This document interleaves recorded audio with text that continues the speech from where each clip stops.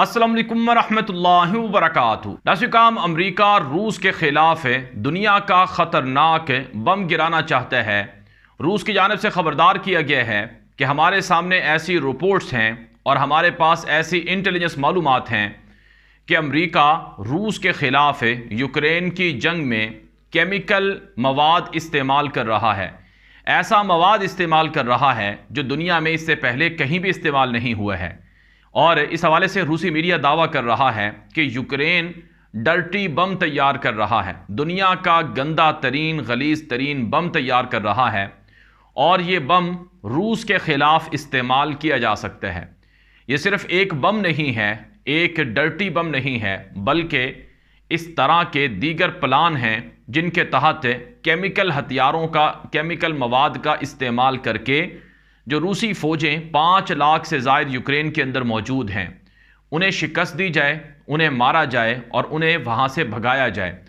तो इस हवाले से नाज़िकाम रूस ने ख़बरदार किया है कि अगर अमरीका अपनी हरकतों से बाज ना आया और अगर अमरीका ने रूस के ख़िलाफ़ केमिकल मवाद के इस्तेमाल को तर्क ना किया और अगर अमरीका ने ख़तरनाक डर्टी बम गिराने के मंसूबे ना रोके तो फिर रूस की तबाही, फिर रूस की जानिब से कहा गया है कि अमेरिका की तबाही और बर्बादी होगी। फिर हम अमेरिका पर एटम बम भी गिरा सकते हैं, हम अमेरिका को, यूरोप को नहीं छोड़ेंगे। यह नाज़रीन इकराम रूस की जानिब से ख़बरदार कर दिया गया है। रिपोर्ट सामने आ रही हैं कि यूक्रेन के दारुल हुकूमत कीव के अंदर और इसी तरह से जो मशरकी इलाकों में जो बाखमूद का इलाका है वहाँ पर शदीद लड़ाई चल रही है और रूस की जानिब से जो बमबारी है वो की जा रही है, ड्रोन तैयारों का इस्तेमाल किया जा रहा है।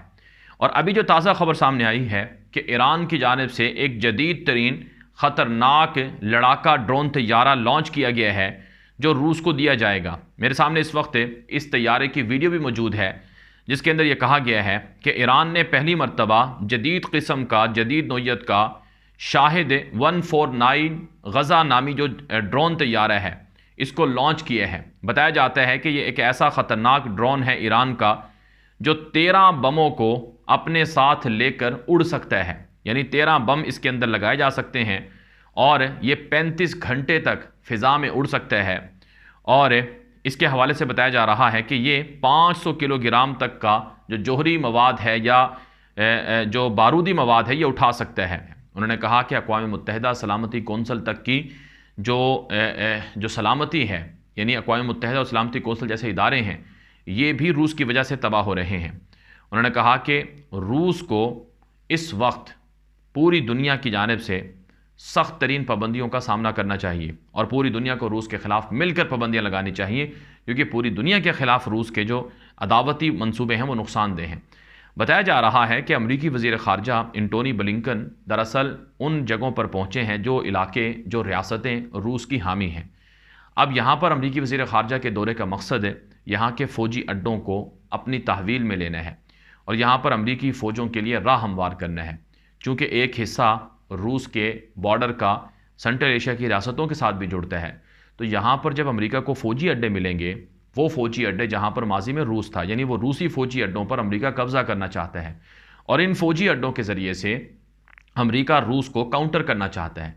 तो बताया जाता है कि नए फ़ौजी अड्डे बनाने के लिए अमरीकी फ़ौजियों को और हथियारों को और टेक्नोलॉजी को रूस के ख़िलाफ़ इन मुल्कों में नस्ब करने के लिए सेंट्रल एशिया की रियासत काज़ाकिस्तान का अमरीकी वज़ीर ख़ारजा एंटोनी ब्लिंकन ने दौरा किया है। तो ये पहली मरतबा होगा कि अमेरिका की फ़ौजें बराह रास्त रूस की सरहदों पर, बॉर्डर पर पहुंच जाएंगी। तो अब ये जो अमेरिका का प्लान है कि काज़ाकिस्तान के अंदर फ़ौजी अड्डों पर अपनी फ़ौजें, हथियार, मिसाइल, असलहा वगैरह पहुंचाया जाए, इस पर रूस ने ख़बरदार कर दिए है कि अगर काज़ाकिस्तान जैसा मुल्क रूस के मुकाबले में अमेरिका के साथ जाएगा तो फिर भारी कीमत अदा करेगा। वैसे ये जो सेंट्रल एशिया की रियासतें हैं, असल इनका अलग से मामला है रूस और यूक्रेन की जंग के हवाले से। ये जो सेंट्रल एशिया की रियासतें हैं ये न्यूट्रल हैं और ये झुकाव तो इनका रूस की तरफ है, लेकिन ये अमेरिका और यूरोप को भी नाराज़ नहीं करना चाहती। माजी के अंदर अमेरिका का काज़ाकिस्तान के अंदर फ़ौजी अड्डा था जो गालिबन 2014 में बंद कर दिया गया था। तो अब दोबारा अमेरिका इसी जगह पर फ़ौजी अड्डा बनाना चाहता है, फ़ौजियों को, सादो सामान को रखना चाहता है ताकि रशिया को टारगेट करें। लेकिन अगर काज़िकिस्तान ऐसा करेगा तो काज़िकिस्तान अपने पाँव पर कुल्हाड़ी मारेगा, ये रूस की जानिब से कहा गया है। और ज़रा ये बताते हैं, माहिरीन ये बताते हैं कि जैसा सलूक रूस ने यूक्रेन के साथ किया है वैसा सलूक काज़िकिस्तान या फिर सेंट्रल एशिया की रियासतों के साथ रूस कर सकता है, क्योंकि रूस यही कहेगा कि जब हमारी सरहदों पर हमारा सबसे बड़ा दुश्मन अमेरिका आ गया है तो हमें बहुत ज़्यादा ख़तरा लाहिक हो गया है, तो अपने ख़तरे को कम करने के लिए और अपने दुश्मन को काउंटर करने के लिए कबल अज़ वक्त कार्रवाई के लिए रूस काज़िकिस्तान के ऊपर अटैक कर सकता है और काज़िकिस्तान रूस के नरगे में दोबारा जा सकता है।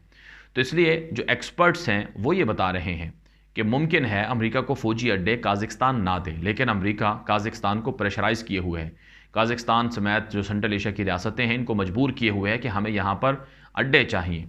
चूँकि नाज़िकाम यहाँ पर अमेरिका का अड्डे बनाना ये अफ़गानिस्तान के लिए भी बड़ा अहम है कि अमेरिका अफ़गानिस्तान में तालिबान की हुकूमत को टारगेट कर सकता है। माजी के अंदर जब अलकायदा के लीडर डॉक्टर ऐमन ज़वाहिरी को कत्ल के हवाले से खबरें चलाई गई कि वो काबुल के अंदर ड्रोन अटैक में मारे गए हैं, तो वो जो ड्रोन अटैक था उस हवाले से नाज़िकाम ये कहा गया कि वो जो ड्रोन था वो काज़िकिस्तान के अड्डे से आया था, हालांकि काज़िकिस्तान के अंदर तो अड्डा नहीं है। फिर ये इल्ज़ाम लगा कि वो दुबई से आया है लेकिन पाकिस्तान की हदूद से गुजर के आया है। इसी तरह से एक दावा ये भी था कि पाकिस्तान की हदूद से वो ड्रोन डॉक्टर ऐमन ज़वाहिरी को मारने आया है। तो बहरहाल अमेरिका ख़ित्ते के अंदर दोबारा मौजूदगी चाहता है, सेंट्रल एशिया की रियासतों पर दोबारा अपने फ़ौजी लगाकर अपने वहाँ पर बेसेस बनाकर चाइना और रशिया और अफ़गानिस्तान जैसे मुल्कों को अमेरिका निशाना बनाना चाहता है और इसी तरह से ईरान को घेरना चाहता है, जो एक तरह से सेंट्रल एशिया के लिए बड़ा ख़तरनाक होगा और इतनी आसानी से अमेरिका को अड्डे मिलने वाले नहीं हैं और रूस भी इजाज़त नहीं देगा। जब तक ये अहम तरीन डेवलपमेंट है, खबरें हैं जो आपके सामने रखी गई हैं। मज़ीद इस तरह की मालूमात और ख़बरों के लिए आप हमारा यूट्यूब चैनल है उसे फॉलो कर लें। इजाज़त दीजिए। अस्सलामु अलैकुम वरहमतुल्लाहि वबरकातुहू।